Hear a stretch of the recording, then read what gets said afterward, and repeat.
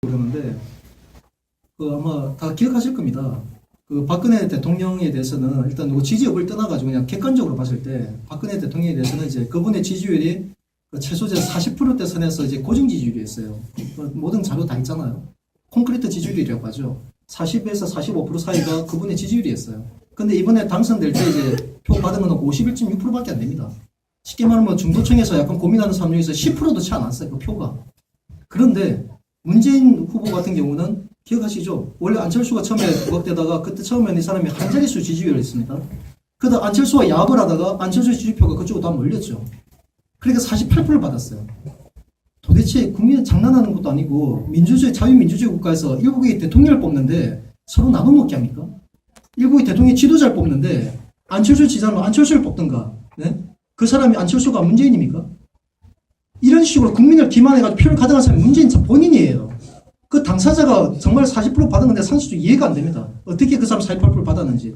그런 작자가 어떻게 감히 누구한테 수혜자는 말을 씁니까? 그런 뻔뻔스러운 얘기를 씁니까? 지금 드러나고 있는 것처럼 NLL 대화록부터 해가지고 이런 문제가 이런 사실로 드러난 것들이 그때 당시에 드러났다 생각해 보십시오. 과연 그 사람 몇 프로 지지율 나올 것인가? 그러니까 제가 단호하게 제가 그 뉴스 기사를 보고서 단호하게 문제는 매국노라고. 그리고 베트남 그 월남 아시죠? 월남에 그때 야당의 대선 후보도 그때 인권 변호사였어요. 인권 변호사. 인권 운동가였는데 그 사람이 막 이제 뭐 평화를 외치면서 하다가 결국 월남이 패망했지 않습니까? 알고 보니까 그 대선 후보였던 사람이 월맹의 간첩이었어요. 그와 똑같은 길을 걷고 있어요. 문재인이가. 그래서 내가 공개적 공언을 했습니다. 제 실명 공개하고 내 핸드폰에 저장돼 있는 2,000명의 내 지인들에게 다 보냈어요. 나를 명예훼손 구속해서 구속할 땐 구속해라고. 근데 아직까지 답이 없네요. 한 일주일 정도 좀 지난 것 같은데 아무런 연락이 없어요, 저한테. 왜 연락 안 하는지 모르겠습니다. 다른 것들은 대선 그런 소리 다 얘기하면서 제가 직접적으로 얘기한 것에 대해서 왜 대응을 안 하는지, 왜 못 하는지. 저도 의뢰 짐작은 하고 있지만 그들의 불법 행위들을 제가 너무 많이 알고 있거든요. 매 선거 때마다 그들의 부정성을 저질렀던 일들을. 제가 그런 모든 것들을 이제 공론화시킬 수 있기 때문에 그래서 그러는지 모르겠는데 아무튼 그 부분 제가 좀 부가적인 설명이지만 최근에 우리 행실본 우리 단체에서 앞으로 제가 조만간에 원주시에서 안 되면 제가 서울에 가서 그 지역에 서울에는 그래도 양심 있는 기자분들 많을 겁니다. 그분들 모시고서 이제 제가 이런 내용을 갖고 기자회견을 하려고 그래요. 그건 제가 부연 설명을 좀 드리는 거고요. 이 사건 관련해서 우리 환경명원 관련해서 다른 점 사실 궁금한 사항 별로 없으실 것 같은데 사실 특단 부분입니다. 네, 질문하십시오. 왜냐하면 행정에 대해서 접수가 되는 거잖아요. 네네. 그런데 지금 말씀하신 대로 그런 부분이 경찰에 저도 경찰에 한 2번 접했었는데 조사를 받았는데 네네. 이런 부분이 왜 진행이 안 되고 어떤 결론이 안 나는 그런 부분이 그 경찰의 어떤 그런 부분이 어떤 문제점이 있다고 보십니까? 아까 전에도 제가 좀 그냥 말씀을 드렸는데 경찰이나 이제 검찰도 민노총 눈치를 보고 있어요. 민노총을. 참 이게 안타까운 현실입니다. 정말 있어서는 안 되는 일인데 일국에 솔직히 그렇잖아요. 전직 대통령도 우리가 검찰을 소환은 했잖아요. 기억나시죠? 노무현 전 대통령 같은 경우도 소환을 했었잖아요. 그러는 검찰들이 왜 눈치를 보는지 저도 이해가 안 됩니다. 이게 원주의 특성인지는 모르겠지만 정말 이거는 뿌리부터 이제 뽑아내지 않고서는 답이 없을 것 같아요. 특히나 원주에 나왔던 그 지역 연구 있죠. 원주 지역. 원주 지역 연구에 대한 토착 비리라고 하죠. 토착 비리, 토착 세력이라고 하는데 정말 심각합니다. 이런 부분들이 이제 경찰 사법기관조차도 이제 검사들조차도 그래서 자유롭지 못하다 보니까 솔직히 저한테도 얘기하더라고요. 그 담당 검사님이 저한테 솔직히 얘기하더라고요. 민주노총이 솔직히 부담스럽다. 그러면서 또 한 가지 핑계는 이제 행실본 대표님, 정합실 대표님도 상대하기가 부담스럽다. 이런 말 합니다. 그래서 제가 그분한테 얘기했죠. 부담 갖지 말라고. 전 부담 갖지 말라고. 그냥 법대로 진행하시면 되지 않냐고. 당신들 임의로 판단하지 말고 법에 있는 규정대로 하십시오. 저에게 똑같은 잣대를 들이댔듯이 똑같이 하시라고. 좀 그랬어요. 현재 이제 두고 봐야죠. 어쨌든 저는 이번에 제가 오늘을 통해서 공개적으로 좀 공언하는 부분입니다. 이 영상들 아마 그 담당 검사나 수사관들을 볼 수 있을 거예요. 보게끔 할 겁니다. 봐서 어쨌든 이제 더 이상 이게 지체된다든가 그렇게 되면은 이걸 제가 공론화시킬 거예요.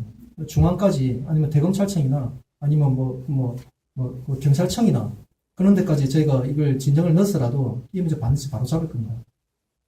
네. 네, 설명 잘 들었고요. 이게 사실 저희들 미아원이 정말로 먼저 저희들 2차 기자회견, 3차 기자회견에 우리 미아원들이 얘기한 바가 있는데 그 미아원들이 정말로 스스로 이 부분을 갖다가 저희들이 전직 시장님, 국회의원님 모든 부분을 갖다가 호소를 했을 때 전혀 그런 반응이 없었다는 것도 지금 정 대표님이 말씀하신 것처럼 우리 지역이 이 정도의 어떤 진짜 시민과 국민의 혈세를 가지고 저희들이 월급을 받고 있는데 이런 부분이 정말로 누구 하나 옳은 길로 나서지 않기 때문에 이러한 형태로 있고 이 부분을 갖다가 바로 잡지 않으면 국민이 낸 혈세를 가지고 이 도대체 시장, 시청도 마찬가지고 지금 업체들 그 사람들이 결국 환경미화원에 우리는 국가에서 행정안전부인지 거기서 우리가 시민의 청소행정에 대해서 구조를 받는 걸로 알고 있습니다. 이런 부분을 갖다가 집행하는 데 있어서 이렇게 해도 되는 겁니까? 네, 아무튼 정말 이제 우리나라의 부끄러운 자화상인데요. 정말 부끄러운 자화상입니다. 자칭 자기네들 말로는 자기네들이 진보가 됐든 아니면 자기네들이 어떤 인권이 됐든 이제 그런 말들을 입에서 이제 입버릇처럼 얘기하는 그들이 정말 그 같은 입에서 온갖 거짓말, 정말 입만 열면 거짓말을 내뱉는 이런 실상들, 그리고 그런 조직이나 그런 단체에 눈치를 보는 이제 우리 사법기관 그리고 이제 행정당국, 참 안타까운 현실이죠. 어쨌든 제가 마지막에 첨부했던 우리 현수막, 그동안 있었던 현수막 내용 좀 보시면 알겠지만, 제가 1차 기자회견 때 이제 원주시장의 어떤 비호가 없이는 민노총이 저럴 수가 없다, 상식적으로. 단기간에, 그전에는 이러지 않았더라고요. 이전 업체까지 이러지 않았는데, 보다 보니까 어쨌든 이제 현재 원주시장이 이제 취임했을 때 하고, 그 이전 시장이 계실 때 하고, 업체와 맺었던 위탁 계약서 내용이 틀립니다. 핵심적인 딱 그 부분. 그 핵심적인 게 뭐냐면은, 근로자가 불법 파업으로 이틀 이상, 그러니까 청소 행정에 문제를 야기시킬 경우에는 해당 업체와 시와의 위탁 계약을 바로 해지할 수 있다. 이 조항이 이전에는 없던 거였어요. 없던 게 원주시장이 들어오면서 이 조항이 생긴 거예요. 그래가지고 민주노총에서는 이선희 위원장 그걸 철저하게 이용을 한 거죠. 자, 이 조항이 있다. 우리가 합법이든 불법이든 상관없이 우리가 파업만 하면 니들 업체는 밥줄 끊긴다. 이렇게 협박한 게 현실입니다. 현실. 오죽하면은 그 업체 사장들이 함께 모여가지고 그 담당 과장하고 찾아와서 그걸 확인을 했겠습니다. 그 확인을 제가 1차 기장 때 언급했던 부분이지만 그 확인을 했는데, 그러니까 원주시에서는 그에 대해서 꼭 그런 건 아니다는 식으로 하면서 자문 변호사한테 자문을 받은 내용을 공문 내부 결제 내용식으로 딱 공문 결제 받아 놓고서 그걸 업체에다 통보도 안 해주고 명확하게 그렇지 않다라고 통보도 안 하고 해석해가지고 이렇게 해석될 수도 있다 이렇게까지 해석 안 되는 이렇게 애매모호한 조항을 내부 결제 맡아가지고 그냥 갖고 있고 업체 사장님한테 전화만 통보해오고 끝이에요.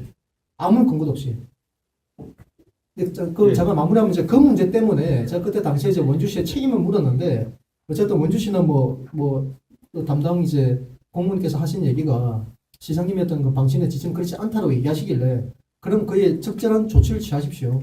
해당 조항을 변경을 하든가, 아니면 지금이라도 업체 사장한테 정확한 해석에 대해서 고문을 보내가지고 혼란이 없게끔, 더 이상 저들의 어떤 거짓된 협박이나 이런 거에 업체 사장들이 놀아나지 않게끔 그렇게 해달라고 했는데, 아직까지 했는지 제가 확인을 못 했는데, 아직 안 한 걸로 알고 있거든요. 일단 그 부분에 대해서도 이제 추후 이제는 원주시가 이제 적절한 대응을 하지 않는 조치를 하고 있지 않다면 그에 대한 책임도 물어야겠죠.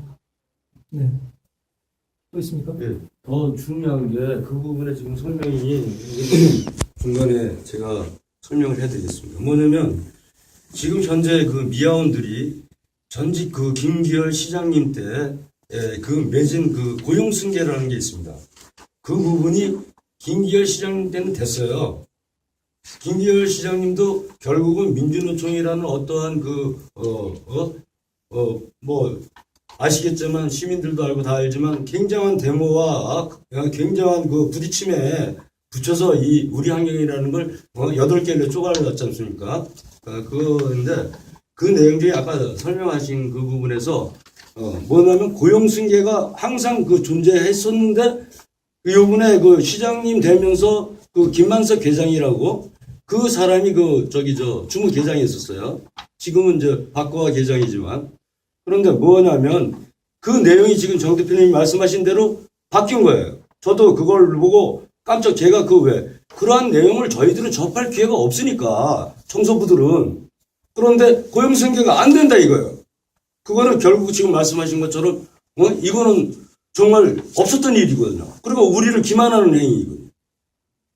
쉽게 얘기해서 업체가 그만두라든지 민주노총이 장악을 해서 너희들 그만둬라.